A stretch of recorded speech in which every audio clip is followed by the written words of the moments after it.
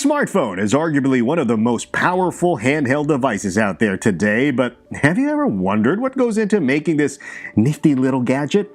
Join us as we go behind the scenes at Oppo's factory in Shenzhen to find out just how the company makes its phones.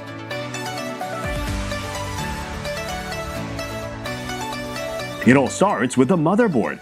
Like in all computing devices, the motherboard forms the foundation of all the circuitry within the smartphone. What you're looking at here is the production line of the R17 Pro's motherboard. This is where everything from the smallest transistors to key components such as memory modules and processor are precisely assembled with the help of robotics.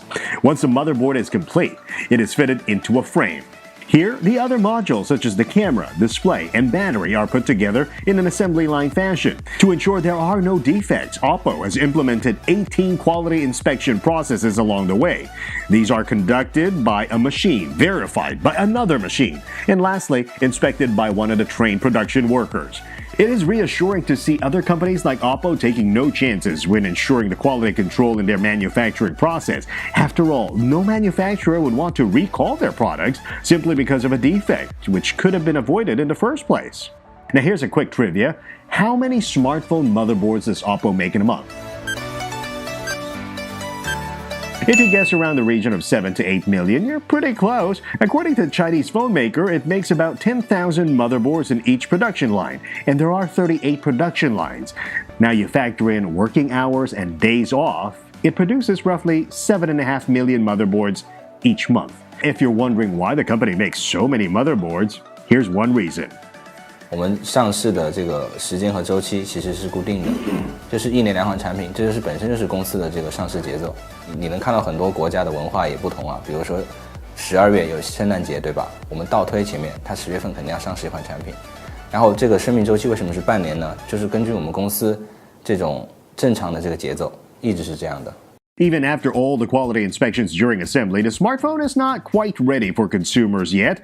Random samples from different batches of handsets are subjected to a series of reliability tests to ensure the smartphones can withstand use and abuse in the real world.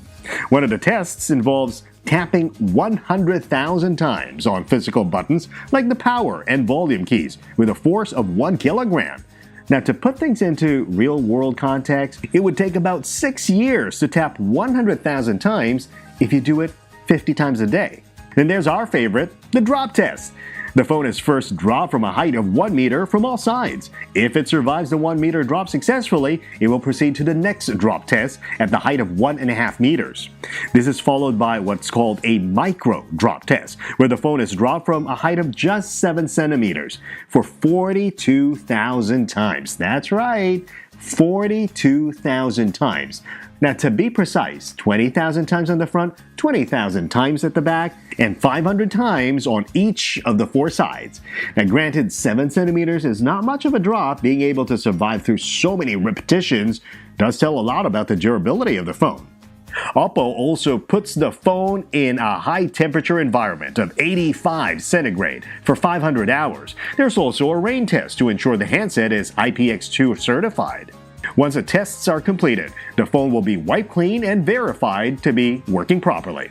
Now that concludes our behind-the-scenes look at the Oppo phone factory in Shenzhen. We'd like to take this opportunity to thank Oppo for allowing us to shoot in their premises, and we hope this is as informative for you as it is for us. And perhaps it can help you better appreciate the amount of technology and effort put into making a device we all take for granted these days.